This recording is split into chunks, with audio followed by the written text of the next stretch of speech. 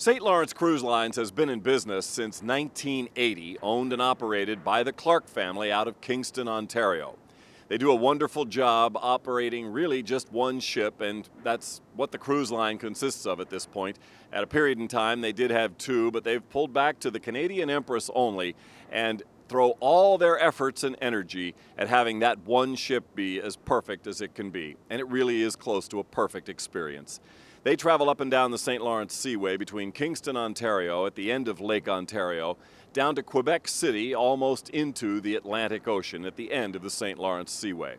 It is a beautiful trip any way you look at it. They also make side trips up the Ottawa River to the capital in Ottawa. A secondary trip, but a wonderful one that goes through a narrow passage getting in and out of the capital city.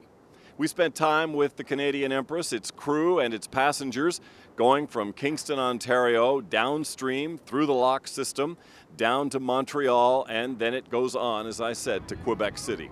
A fabulous trip.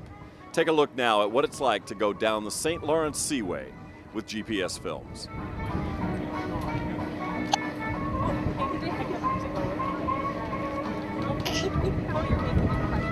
Yes, it's enough to make you hiccup with excitement. The 6-night trip to Quebec City is about to begin aboard the Canadian Empress, the St. Lawrence Cruise Line ship that delights passengers every year as it journeys the entire length of the St. Lawrence River, beginning from here at its home port in Kingston, Ontario. Welcome aboard the Empress. We're heading to Quebec City. Would you like to join us, sir? Yes, I would.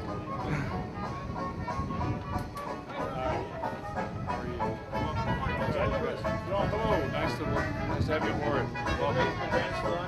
Hello, welcome aboard. Thank you, sir. You're most welcome. Hi, how are you doing? Nice to have you aboard.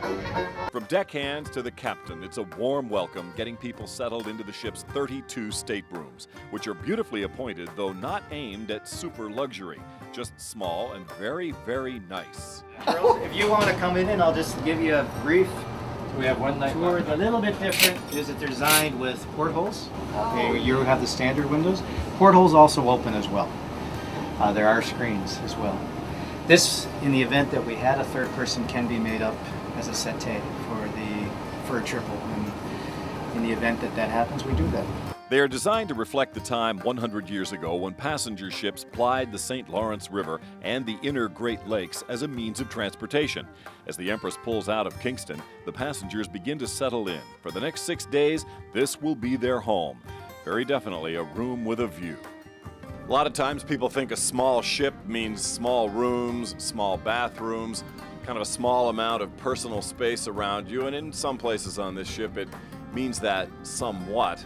But when you look at how well designed these rooms are, with this many windows on certain rooms on board and maximizing what is technically a rather small space, it doesn't feel small. You have a beautiful view of everything.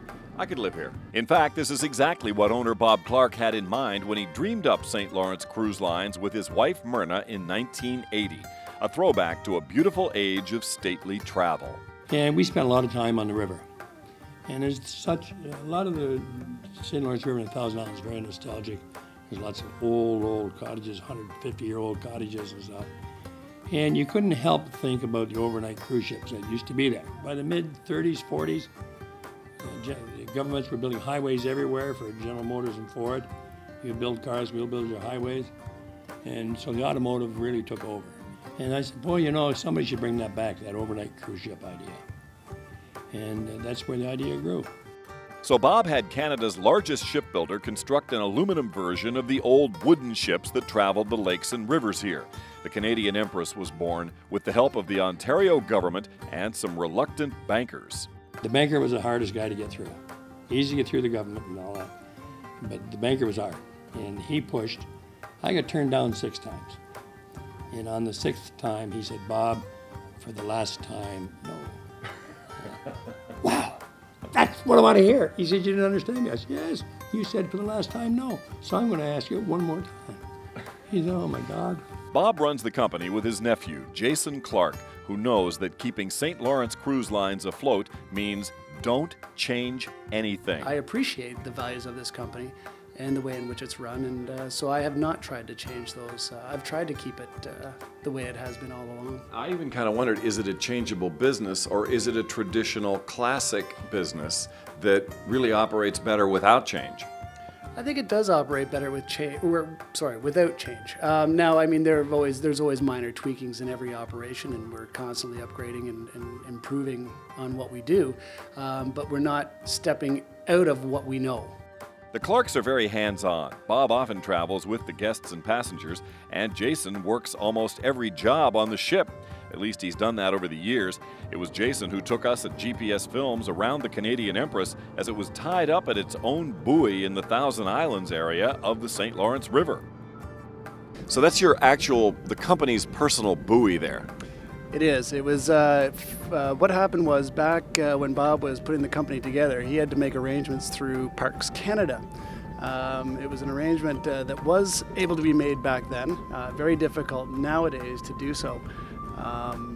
It's just now with the new regulations for environment, it would be a very difficult undertaking. But what he's done is he's had several large concrete blocks poured and then dropped down into like a triangular pattern. And then they all come together, and then a chain comes up and it's moored off right here. How deep is that right there? It's 30 feet of water is what we have in here.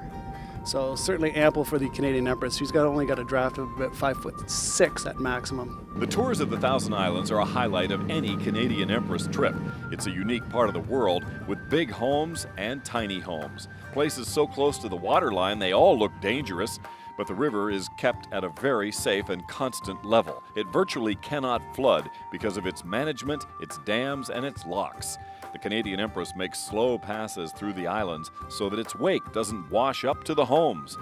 Top speed for the Canadian Empress going through these waters is usually about 10 knots, and actually going through here, 10 knots is almost too fast. There's so much to see. The ship goes through so many narrow passageways between these islands. You don't want to go fast. The key is to make sure the ship travels at a very slow rate of speed, simply because looking at the land is such a beautiful part of the trip. The beauty of the Thousand Islands is a perfect initiation to the St. Lawrence Seaway, and in so many ways, this trip only gets better.